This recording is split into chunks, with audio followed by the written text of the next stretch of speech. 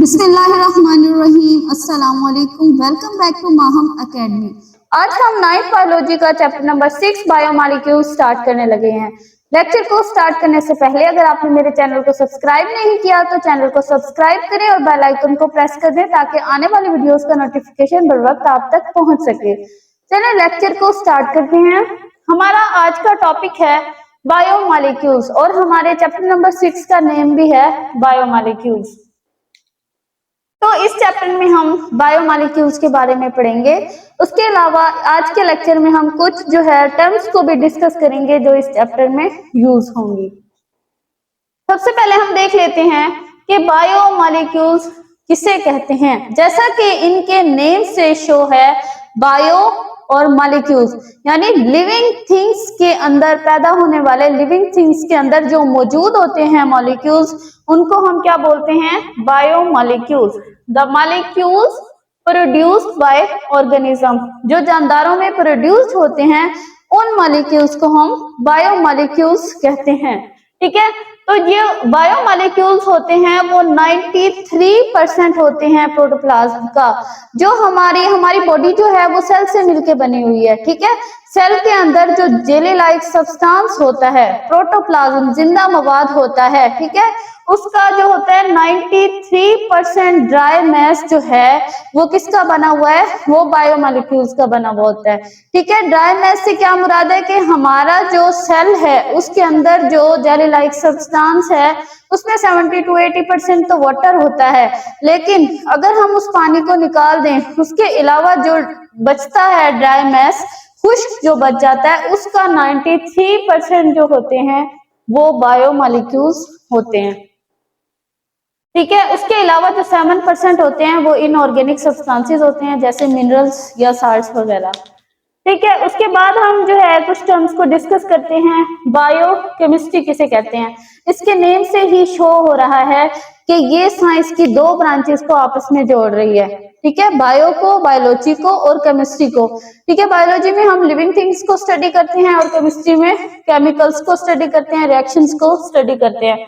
तो बायोकेमिस्ट्री से क्या मुराद है कि लिविंग थिंग्स के अंदर, जिंदा जानदारों के अंदर होने वाले रिएक्शंस का मुताला, जो हमारी बॉडी के अंदर रिएक्शंस हो रहे हैं, अगर हम उसको स्टडी करते हैं तो हम उसे बायोकेमिस्ट्री बोलेंगे। Study of chemical processes that occur with in living organism, वो तमाम रिएक्शंस जो हमारी बॉडी के अंदर, लिविंग ऑर्गेनिजम्स की बॉडी के अंदर हो रहे हैं, उनको अगर हम स्टडी करते हैं तो हम उसे बायोकेमिस्ट्री बोलेंगे। तो इसकी एग्जांपल्स देख लेते हैं हम। प्लांट्स में फोटोसिंथेसिस, वो प्रोसेस जिसके जरिए पौधे अपनी खुराक खुद बना रहे होते हैं, वो भी बायोकेमिस्ट्री की एक मिसाल है, क्योंकि जो है फोटोसिंथेसिस बेसिकली एक रिएक्शन है, लेकिन ये हो रहा लिविंग थिंग्स में है, प्लांट्स में है, इसलिए जो है ये बायोकेमिस्ट्री में आ जाता है। ठीक है, उसके बाद है सेलुलर रिस्पायरेशन। सेलुलर रिस्पायरेशन भी बायोकेमिस्ट्री की एक एग्जांपल है जो कि हमारे बॉडी में हो रही होती है, लेकिन जो है ये चूंकि ये एक रिएक्शन है इसलिए ये भी जो है बायोकेमिस्ट्री में आ जाता है। फिर है हमारे पास मॉलिक्यूलर बायोलॉजी। मॉलिक्यूलर बायोलॉजी किसे कहते हैं? Study of structure and function of biomolecules. इसके नेम से ही शो हो रहा है कि ना बायोलॉजी, मॉलिक्यूलर बायोलॉजी के लिविंग थिंग्स के अंदर जो मॉलिक्यूल्स मौजूद होते हैं, अगर हम उनको स्टडी करते हैं तो उनको हम, उस चीज को हम मॉलिक्यूलर बायोलॉजी का नाम देंगे। उसके हम बायोमॉलिक्यूल्स के स्ट्रक्चर और फंक्शन को स्टडी करते हैं। ठीक है, उसके बाद है हमारे पास, इसकी एग्जांपल्स देख लेते हैं। मॉलिक्यूलर बायोलॉजी में हम क्या क्या स्टडी करते हैं? कार्बोहाइड्रेट्स हैं हमारे पास। मॉलिक्यूलर बायोलॉजी में हम प्रोटीन्स को स्टडी करते हैं, न्यूक्लिक एसिड, डीएनए, आरएनए, इन तमाम चीजों को हम मॉलिक्यूलर बायोलॉजी में स्टडी करते हैं। ठीक है, फिर हम देखते हैं कुछ टर्म्स हैं जिनको हम डिस्कस करेंगे क्योंकि चैप्टर में ये हमारे काम आएंगी। मेटाबॉलिज्म किसे कहते हैं? All the chemical reactions that occur in an organism, किसी भी जानदार में जो मजमूई तौर पर रिएक्शन हो रहे होते हैं, कुछ बन रहा है या फिर कुछ टूट रहा है, ठीक है, उसे हम बोलते हैं मेटाबॉलिज्म।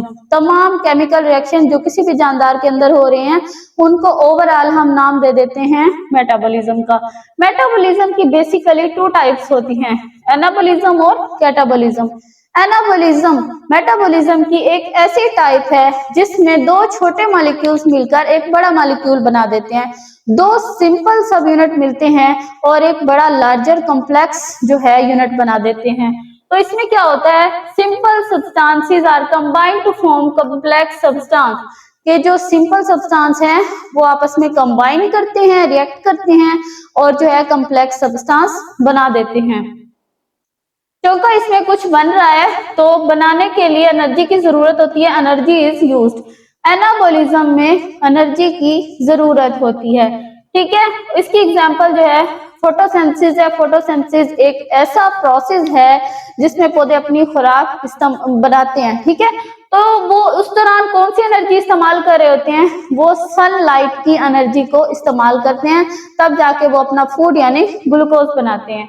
उसके बाद है कैटाबोलिज्म। कैटाबोलिज्म में क्या होता है कि बड़े मॉलिक्यूल्स को छोटे मॉलिक्यूल्स में तोड़ा जाता है, ठीक है।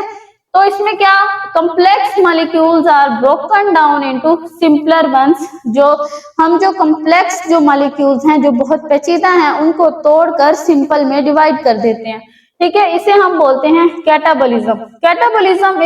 कैटाबोलिज्म के दौरान क्या होता है कि एनर्जी खारिज होती है, एनर्जी इज रिलीज। इसकी एग्जांपल आ जाती है सेलुलर रिस्पायरेशन। सेलुलर रिस्पायरेशन में क्या होता है कि ग्लूकोज को तोड़ा जाता है in the presence of oxygen और जो है एनर्जी रिलीज होती है जिसे एटीपी की फॉर्म में स्टोर किया जाता है, वही एनर्जी हमारी बॉडी में यूज हो रही होती है, ठीक है। तो ये जो है फोटोसिंथेसिस और सेलुलर रिस्पायरेशन एक दूसरे के उलट प्रोसेस हैं, जैसे एनाबॉलिज्म और कैटाबॉलिज्म।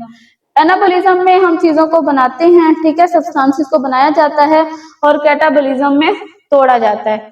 तो ये था हमारा आज का लेक्चर। ये तमाम जो इसके अंदर डेफिनेशंस दी गई हैं, ये पूरा आज का लेक्चर शॉर्ट क्वेश्चन के हवाले से बहुत इंपॉर्टेंट है।